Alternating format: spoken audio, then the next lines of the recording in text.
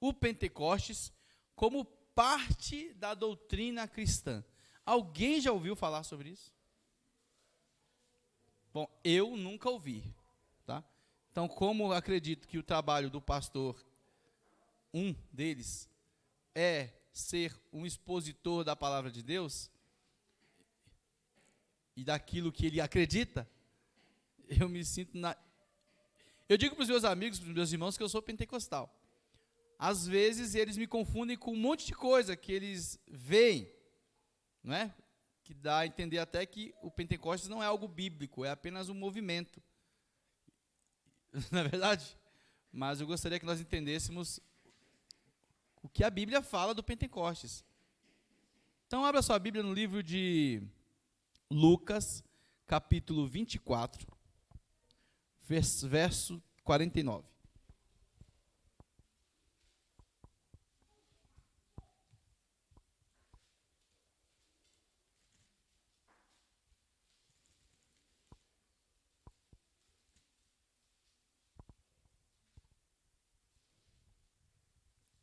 Diz assim, olha: eis que envio sobre vós a promessa de meu Pai.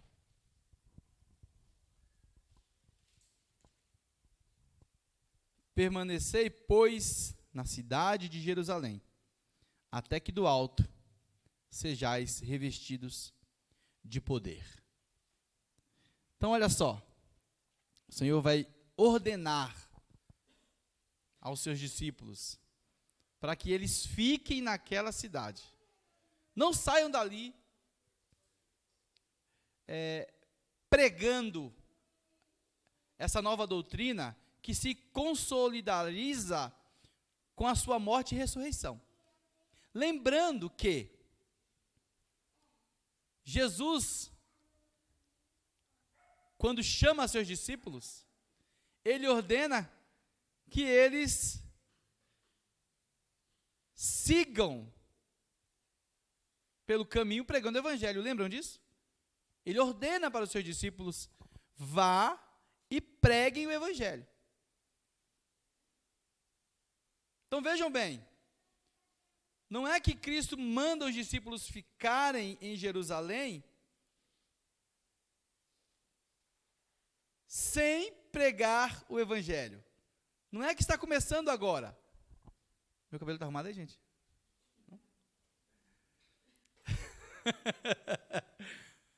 Ele já tinha ordenado que seus discípulos pregassem. Lembram disso?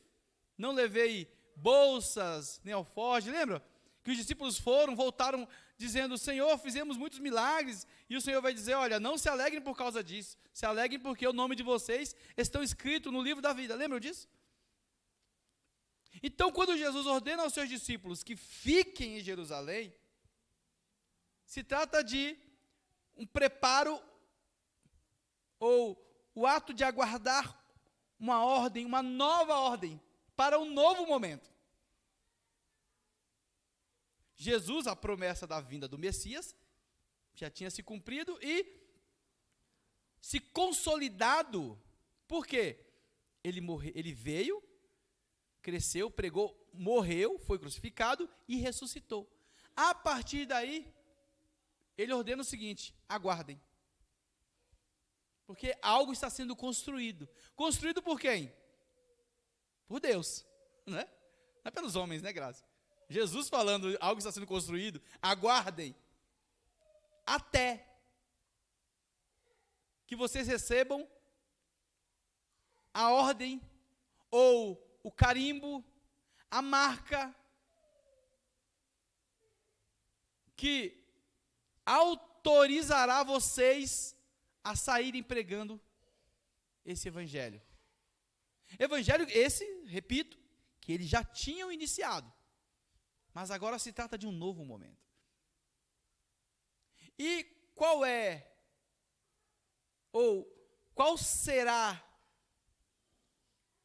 o acontecimento que eles devem aguardar?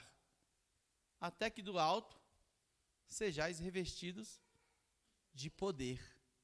A promessa do meu Pai. Jesus tinha sido prometido, não é isso?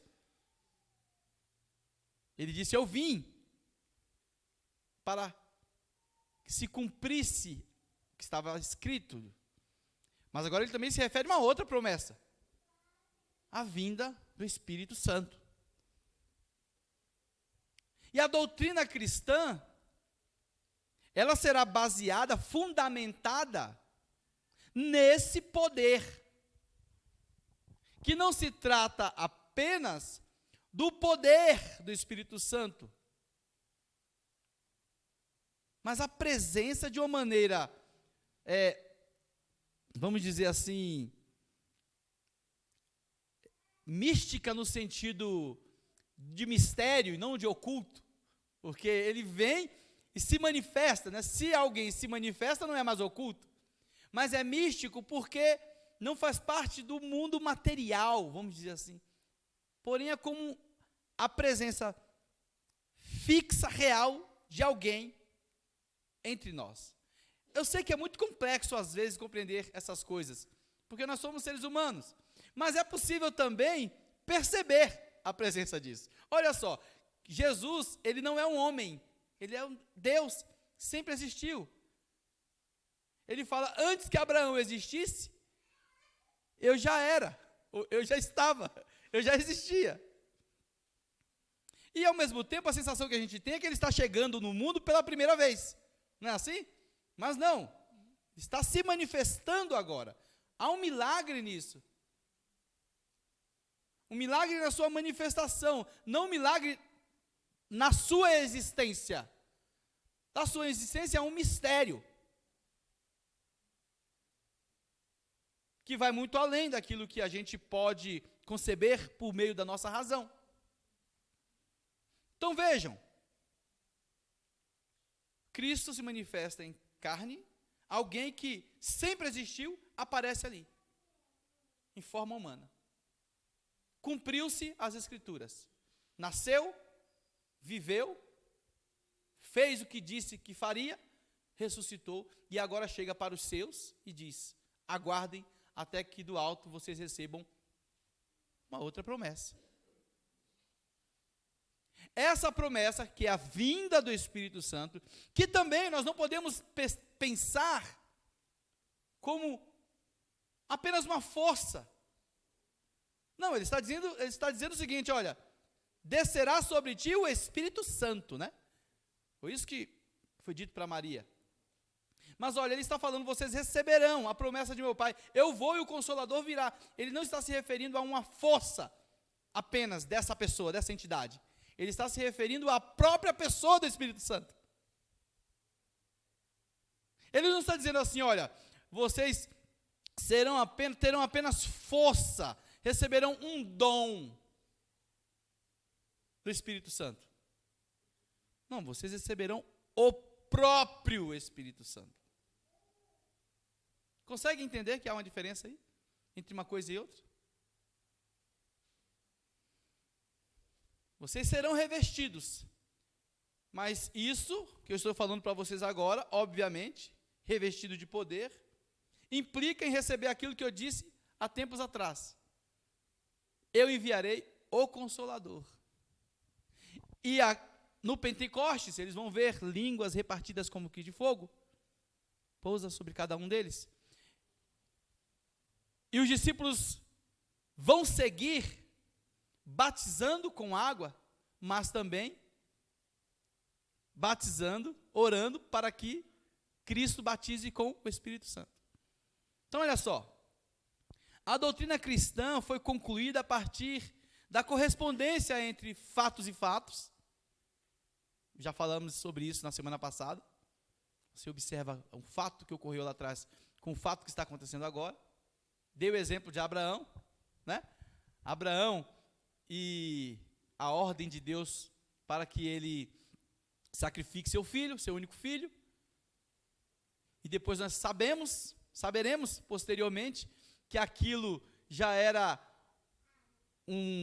uma manifestação factual que apontava para a vinda do Messias, que também morreria e seria sacrificado.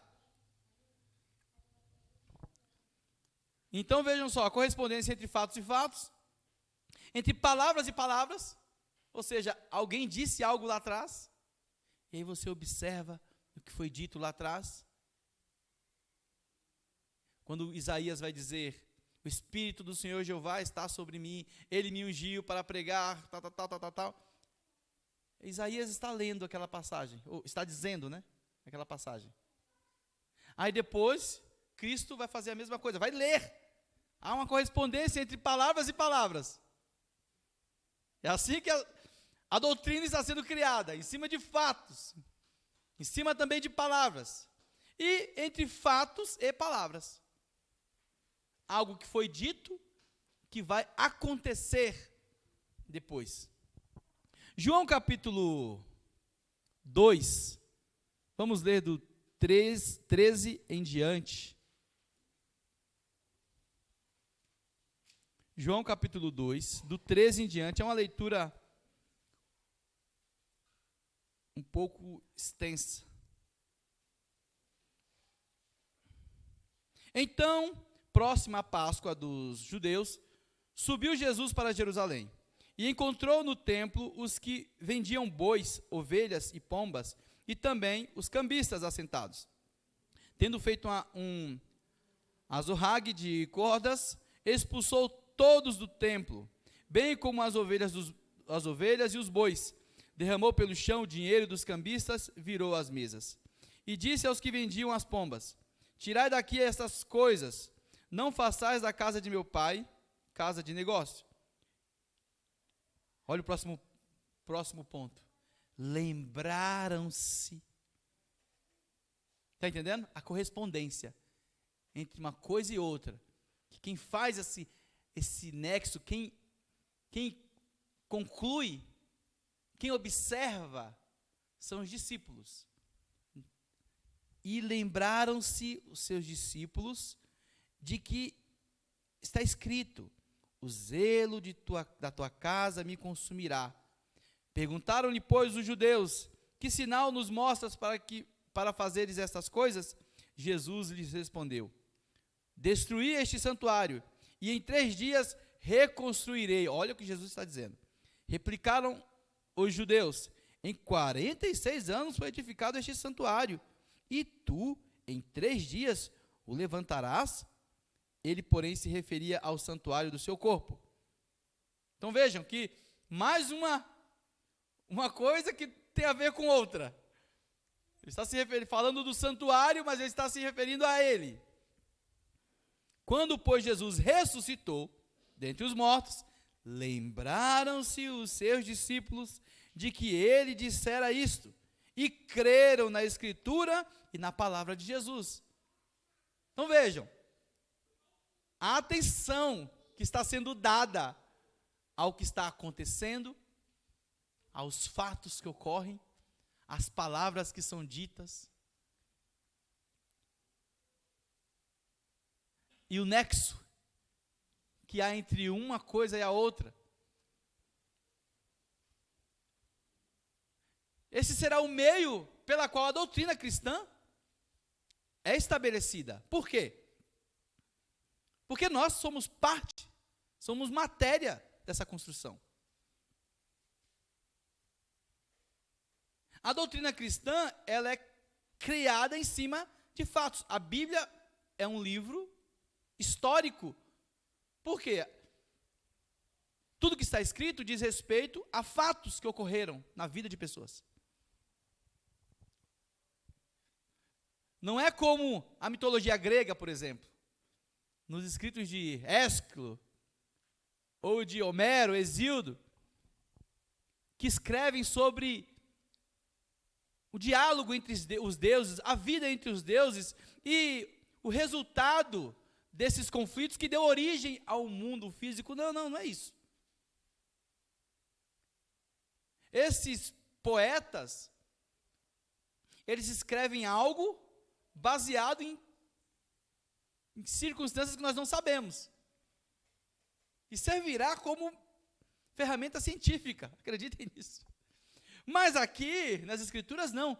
São fatos que vão acontecendo. Olha, aconteceu algo na vida da pastora Lia ontem. E aí, as pessoas que estão vendo, no momento não sabem o que está acontecendo, mas amanhã aquele ocorrido servirá como objeto científico, o acontecimento, como objeto de uma profecia, matéria de uma profecia. Então a Bíblia é um registro de realidades, porque o Deus que nós cremos é o Deus da realidade.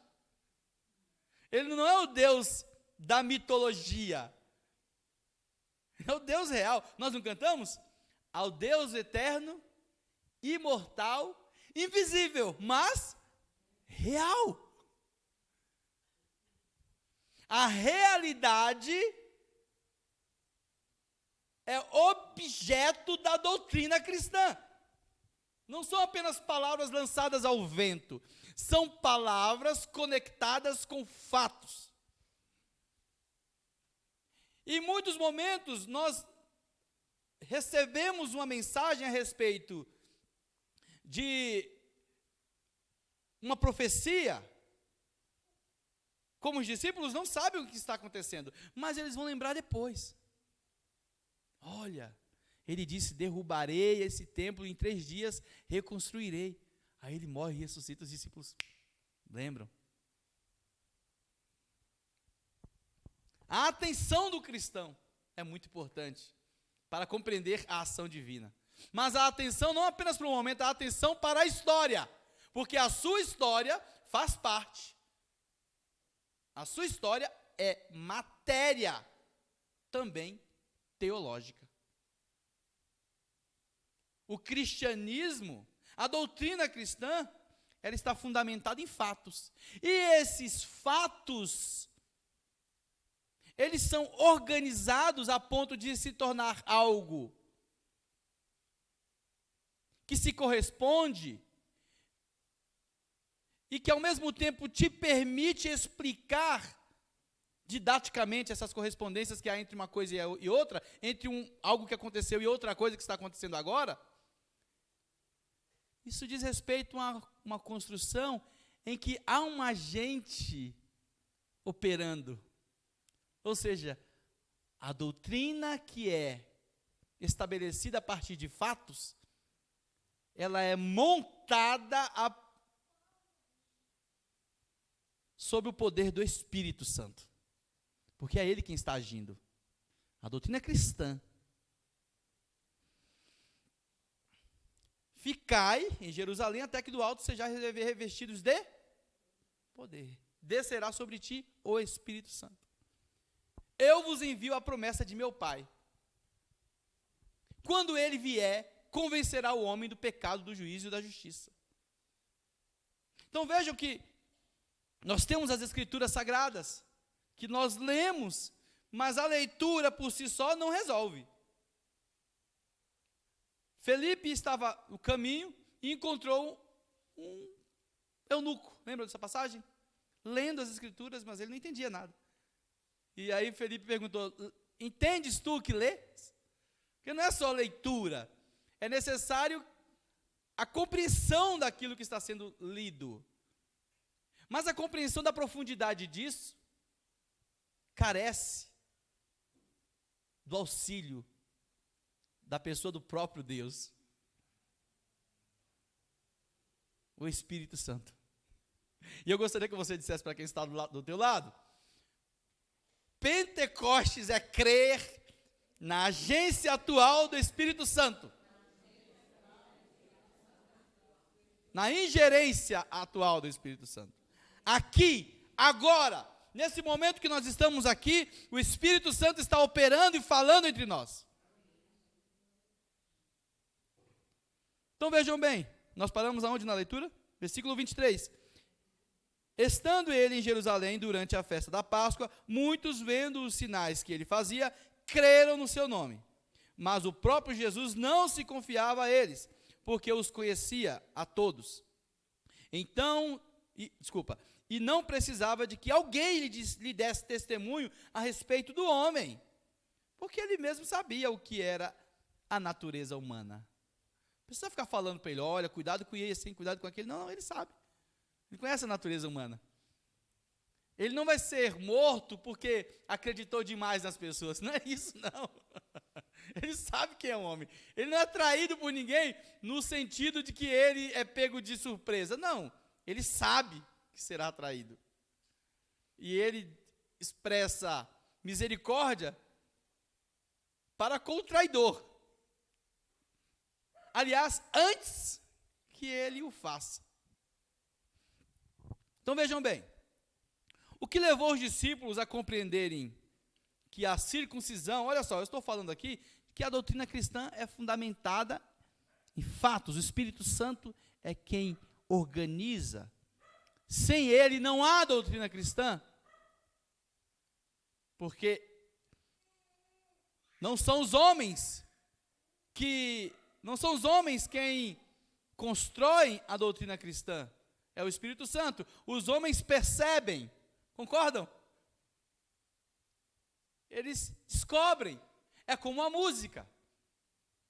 As regras da música, dó, ré, mi, fá, sol, lá, si, depois repete dó, ré, mi. Isso não foi algo que o homem criou, ele percebeu que há uma estrutura sonora pronta, que cabe ao homem conseguir fazer a leitura desse mistério que envolve os sons, a harmonia, a melodia.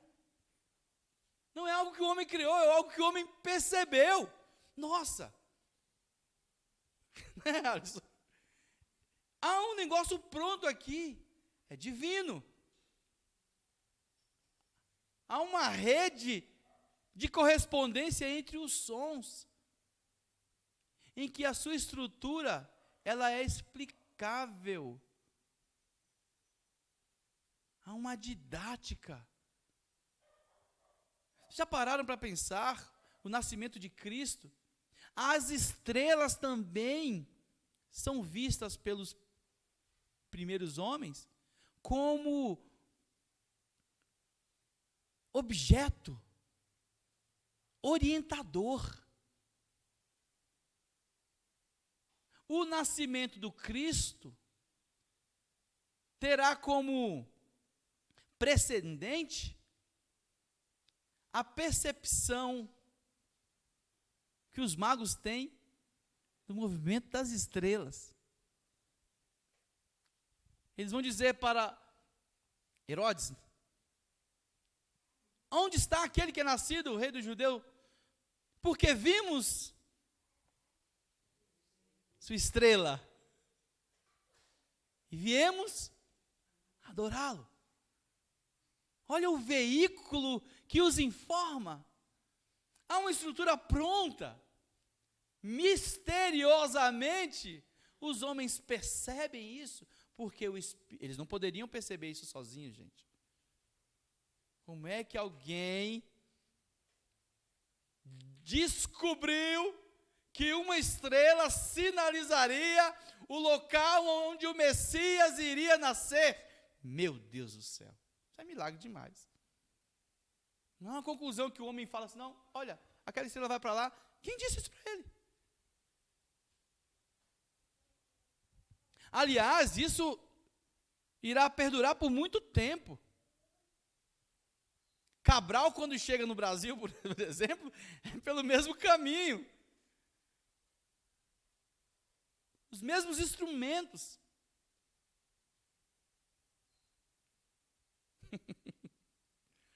Não é olha, quando nós falamos que a Bíblia é a palavra de Deus, não é apenas o livro, as folhas. É o que aconteceu aqui. São os fatos. Estão registrados aqui. É claro que os fatos o tempo vai passando, os fatos vão ficando distantes de nós. Então a explicação carece de registros, né? Porque senão se perde. Mas a Bíblia é a palavra de Deus porque aconteceram fatos aqui que se configuram por palavra de Deus, por anúncio da Santíssima Trindade. Então vejam bem, Atos capítulo 11, precisamos ler, viu? Hoje nós precisaremos ler um pouco.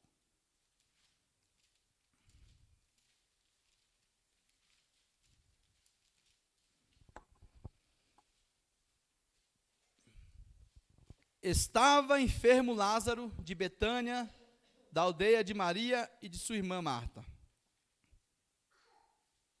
Esta Maria, cujo irmão Lázaro estava enfermo, era a mesma que ungiu com bálsamo o Senhor e lhe enxugou os pés com seus cabelos.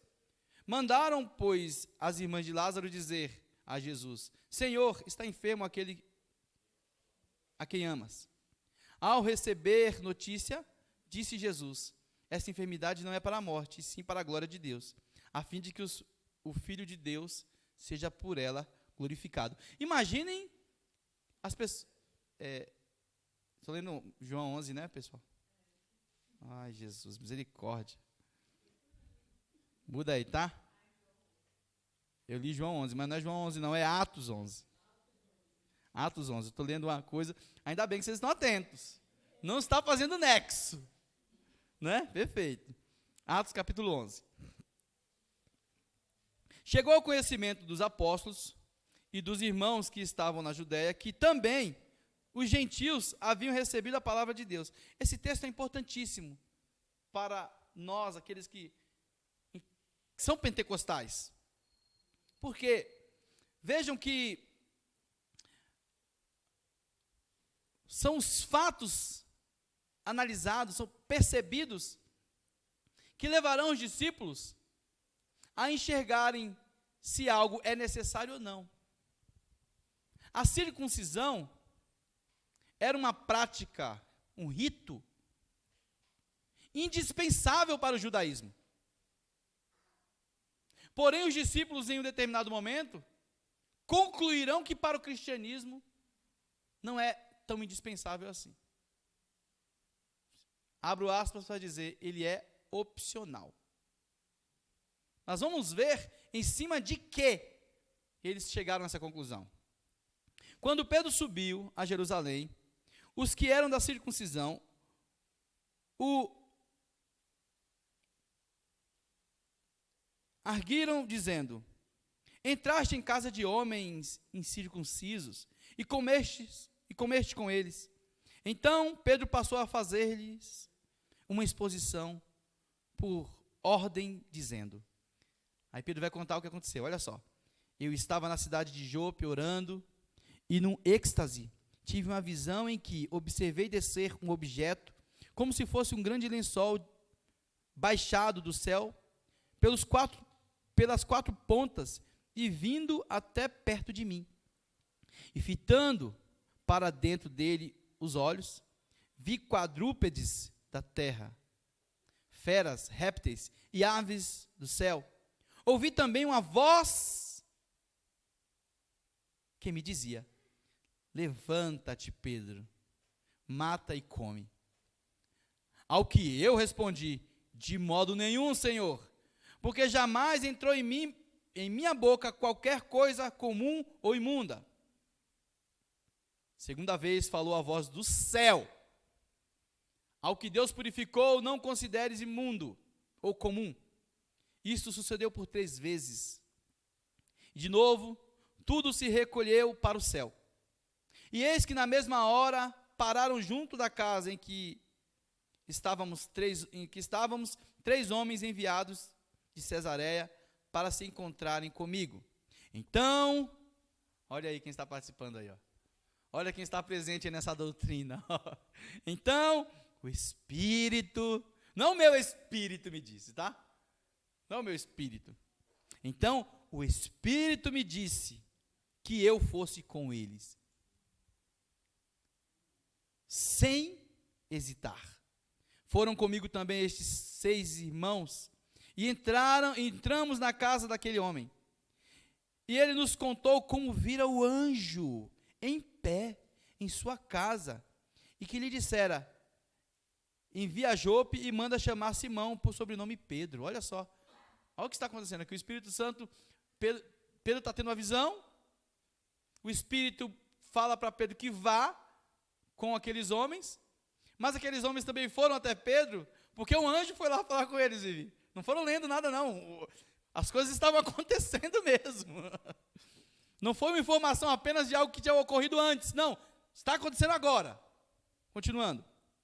o qual se dirá palavras mediante as quais serás salvo. Serás salvo. Tu e toda a tua casa. Quando, porém, comecei a falar, caiu o Espírito Santo sobre eles, como também sobre nós, no princípio. Olha a correspondência que Pedro faz. Olha, o Espírito Santo veio sobre esse povo, ele nem tinha pregado ainda para aqueles homens. Veja o que não é.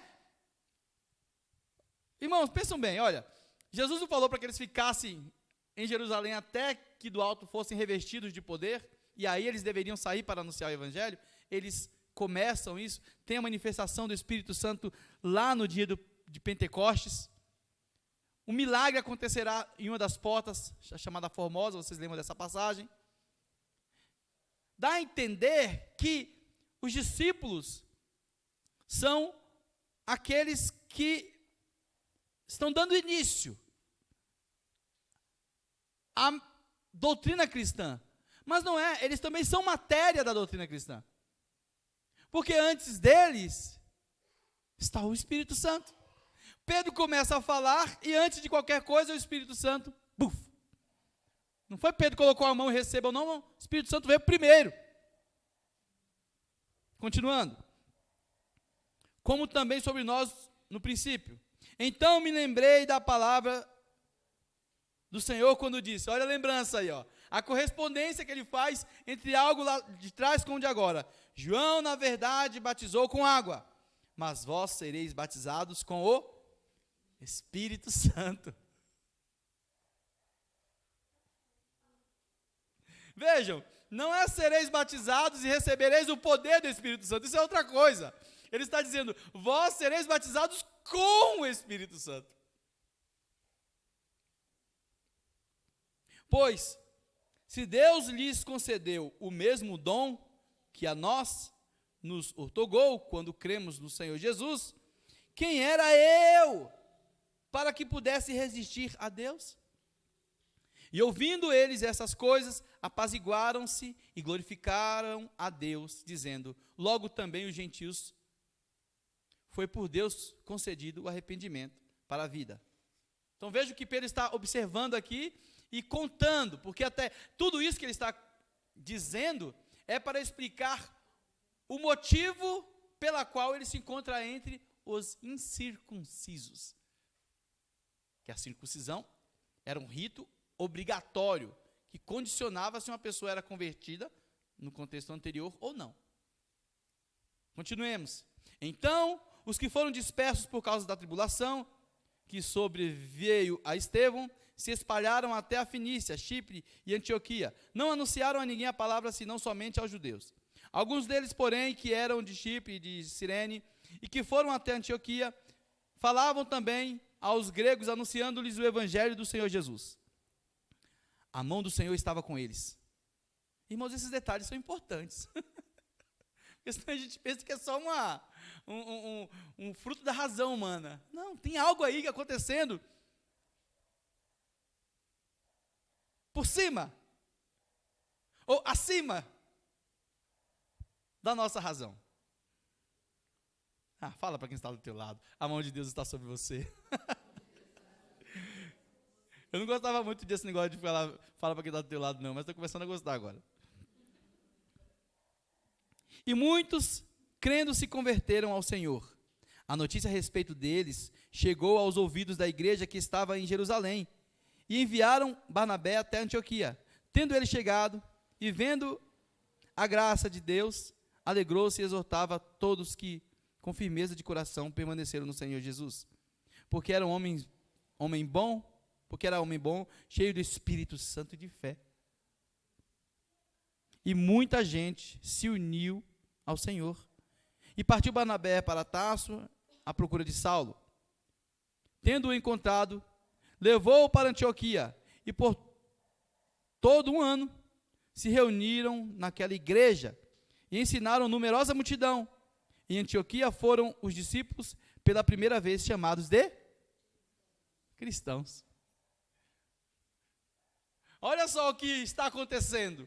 Os discípulos são chamados de cristãos a partir de um conjunto de fatores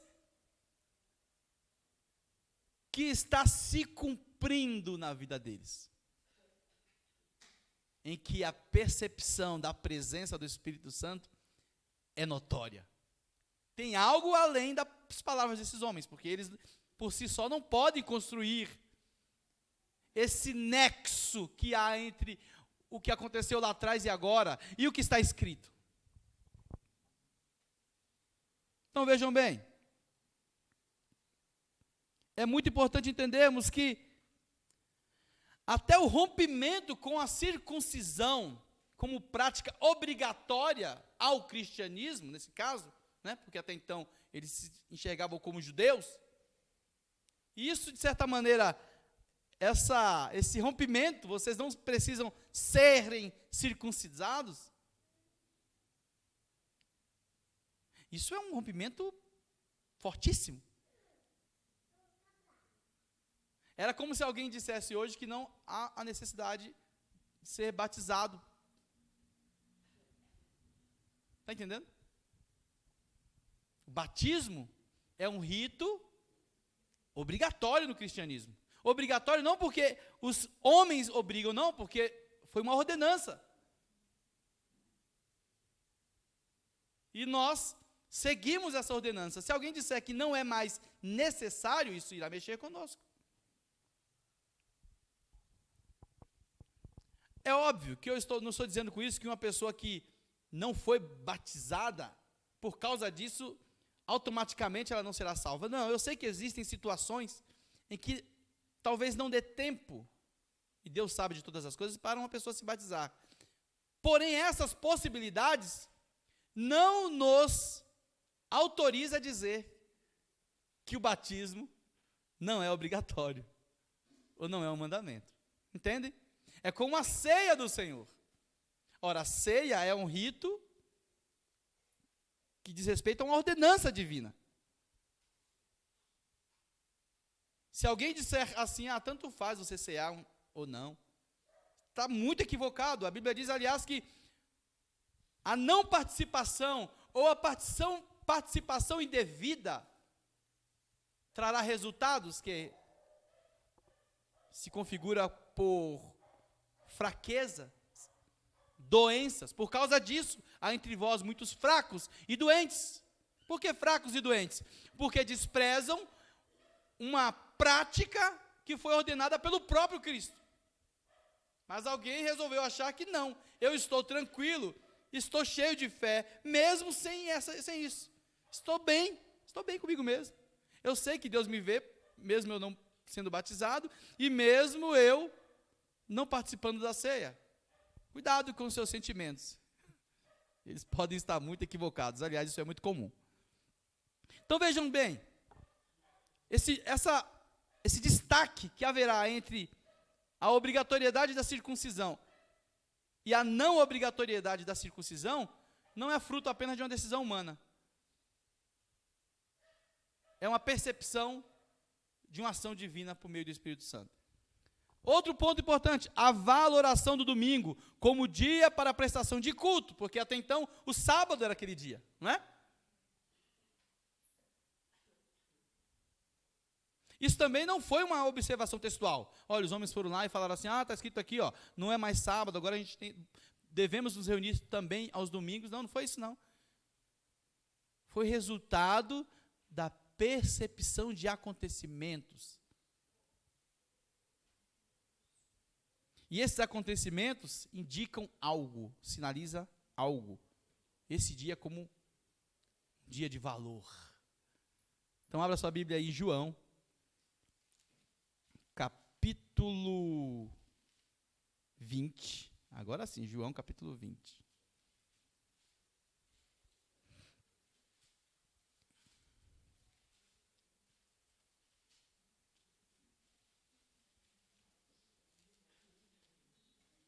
E eu preciso fazer as leituras extensas mesmo, porque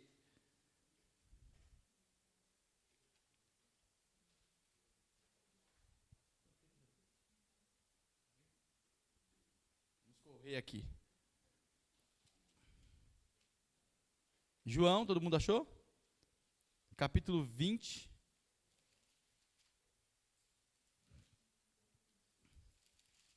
Vai dizer assim: no primeiro dia da semana, qual é o primeiro dia da semana?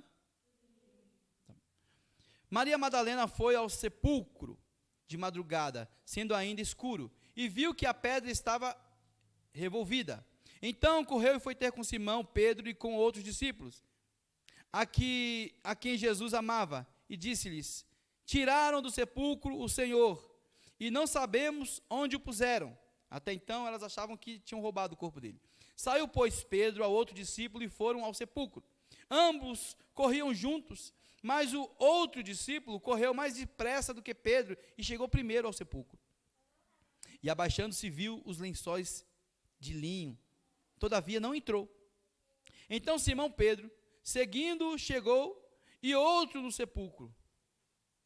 Ele também viu os lençóis, e o lenço que estivera sobre a cabeça de Jesus, e que não estava com os lençóis, mas debaixo, ou deixado num lugar à parte. Então entrou também o outro discípulo, que chegara primeiro ao sepulcro, e viu e creu, pois ainda não tinham compreendido a Escritura, que era necessário ressuscitar ele dentre os mortos. E voltaram aos discípulos outra vez para casa. Então vejam, eles ainda não sabem o que está acontecendo. Eles ouviram algo antes. Eles leram também algo antes. Mas ainda não sabem o que está acontecendo. Que aquele momento também diz respeito ao cumprimento de algo que estava associado a acontecimentos passados. Vamos lá. Maria, entretanto, permanecia junto à entrada do túmulo, chorando.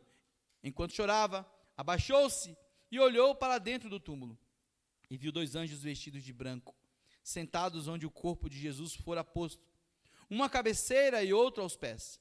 Então, eles lhes perguntaram: mulher, por que choras? Ela lhes respondeu: porque levaram o meu Senhor, e não sei onde puseram. Tendo dito isto, voltou-se para trás e viu Jesus em pé, mas não conheceu que era Jesus. Perguntou-lhe Jesus: mulher, por que choras? Há pouco tempo o anjo disse: mulher, por que choras? Agora o próprio Cristo vai dizer: mulher, por que choras? A quem procuras? Ela respondeu: supondo ele ser o jardineiro, respondeu: Senhor, se tu tiraste, dize-me onde puseste, e eu o levarei. Disse-lhe Jesus: Maria. Ela, voltando-se, lhe disse em hebraico: Rabone, quer dizer mestre. Vejam, ela estava conversando com o homem, não tinha entendido nada até então, tratava-o como um jardineiro, mas tem algo que ele vai falar, é o nome, que é de uma maneira especial, né? E ela vai reconhecer. É como se eu estivesse conversando com a minha esposa sem a reconhecer. Se eu tivesse tido um problema psicológico, uma amnésia, algo desse tipo, e conversando com ela, de repente ela falasse algo, e eu olhando para ela, voltasse: amor, né? Algo assim. Respondeu-lhe Jesus: não me detenhas, porque ainda não subi para meu Pai, mas vai ter com os meus irmãos e dize-lhes: subo para meu Pai e vosso Pai, para meu Deus e vosso Deus. Então saiu Maria Madalena anunciando aos discípulos: viu o Senhor, e contava que ele lhe dissera estas coisas. Vejam que tudo isso que está acontecendo diz respeito a uma doutrina que está sendo construída. São fatos. Continuando. Ao cair da tarde daquele dia, o primeiro da semana, trancadas as portas da casa onde estavam os discípulos, com medo dos judeus, veio Jesus, pôs-se no meio e disse-lhes: paz seja convosco. E dizendo isso, lhes mostrou as mãos e o lado. Alegraram-se, portanto, os discípulos ao verem o Senhor. Disse-lhes, pois, Jesus outra vez: paz seja convosco. Assim como o Pai me enviou, eu também vos envio. E havendo dito isto, soprou sobre ele e disse-lhes: recebei. O quê? O Espírito Santo. Aleluia. Se de alguns perdoardes os pecados, seriam perdoados. Se lhes retiverdes, são retidos. Ora, Tomé, um dos 12, chamado Dídimo, não estava com eles quando veio Jesus. Disseram-lhe então os outros discípulos: vimos o Senhor. Mas ele respondeu: se eu não vir nas suas mãos o sinal dos cravos, e ali não puser o dedo, e não puser a mão no seu lado, de modo algum acreditarei. Passado 8 dias significa o quê, irmãos? Que ele apareceu quando? Ele apareceu no domingo, depois passaram-se 8 dias, ele apareceu quando de novo? Domingo de novo, não é isso? Parece que é de propósito. Passados 8 dias, estavam outra vez ali reunidos os seus discípulos. E Tomé com eles, estando as portas trancadas, deixa eu ler direito. Passados 8 dias, estavam outra vez ali reunidos e os seus discípulos. E Tomé com eles. Estando as portas trancadas, veio Jesus, pôs-se no meio e disse-lhes: paz seja convosco. E logo disse a Tomé, ou seja, Tomé falou com os discípulos, mas Jesus já sabe o que ele falou. Põe aqui o dedo e vês as minhas mãos. Chega também a mão e ponha no meu lado. Não sejas incrédulo, mas crente. Respondeu-lhe Tomé: Senhor meu e Deus meu. Disse-lhe Jesus: porque me vistes, creste? Bem-aventurados que não viram e creram. Concluiu o texto. Na verdade, fez Jesus diante dos discípulos muitos outros sinais que não estão escritos neste livro. Estes, porém, foram registrados para que creias que Jesus é o Cristo, o Filho de Deus, para que crendo tenhas vida em seu nome. Então vejam bem, meus irmãos, o dia do domingo como... Hã?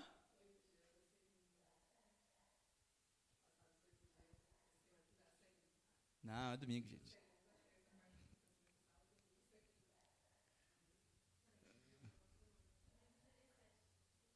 Quantos dias tem a semana? E contando com aquele dia que ele está? Conta o dia que ele está. Entendeu? Então vamos lá. Olha só, continuando. Porque se a semana tem 7 dias, entendeu? A conta é essa, 7. Exatamente, de hoje a 8. Continuando. O Pentecoste não é uma doutrina à parte, e sim um dos fatos que compõem a doutrina cristã. Então vejam bem, ser pentecostal é crer em uma promessa, cujo cumprimento evidencia a ação direta do Cristo que prometeu. João 1, 32 e 34. Leiam aí.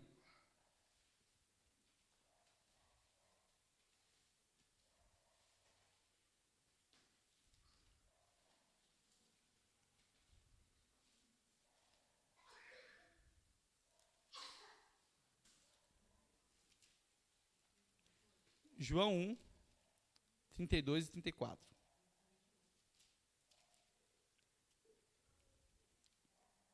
De 32 a 34. E João testemunhou dizendo: vi o Espírito descer do céu como pomba e pousar sobre ele. Eu não o conhecia. Aquele, porém, que me enviou a batizar com água, me disse: aquele sobre quem vires descer e pousar o Espírito, esse é o que batiza com o Espírito Santo. Pois eu, de fato, vi e tenho testificado do que ele é o Filho de Deus. Então vejam bem, João aqui vai dizer o seguinte: olha, eu batizo com água, até porque é o máximo que eu posso fazer. Utilizar os elementos da natureza.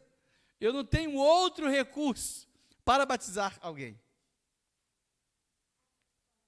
Porém virá aquele que batizará com o Espírito Santo e com fogo. Então João confessa isso.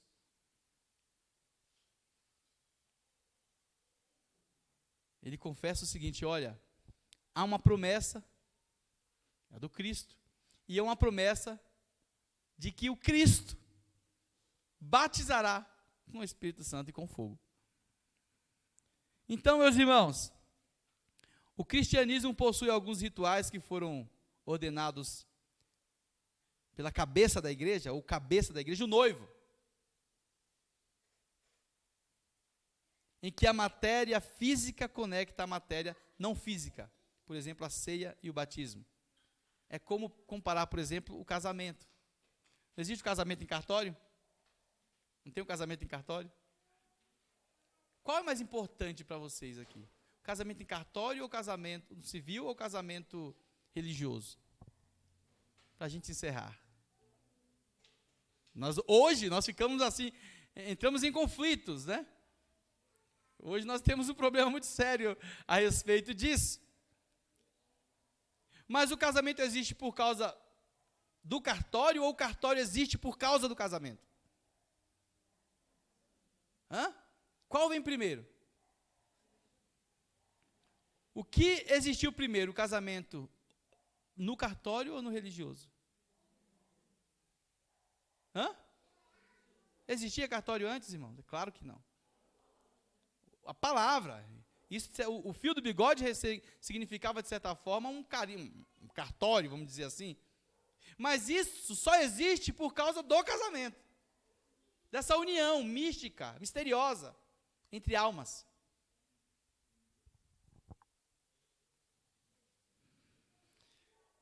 Com isso eu quero dizer, vou finalizar por aqui por causa do tempo, que o Pentecostes, aquilo que ocorreu, a manifestação do Espírito Santo, não é apenas um poder que vem sobre o homem para o auxiliar na realização de milagres. Não é isso, não. Na Bíblia, o Pentecostes diz respeito a um carimbo, uma autorização, o cumprimento de uma promessa, uma condição em que a igreja foi fundamentada, a sua doutrina foi construída. Ela não foi construída por homens. Lembrando que o Espírito Santo é uma pessoa da Trindade, não é uma força.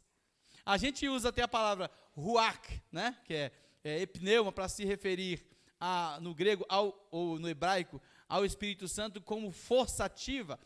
Algumas religiões falam que o Espírito não é uma pessoa, é uma força ativa por causa do nome.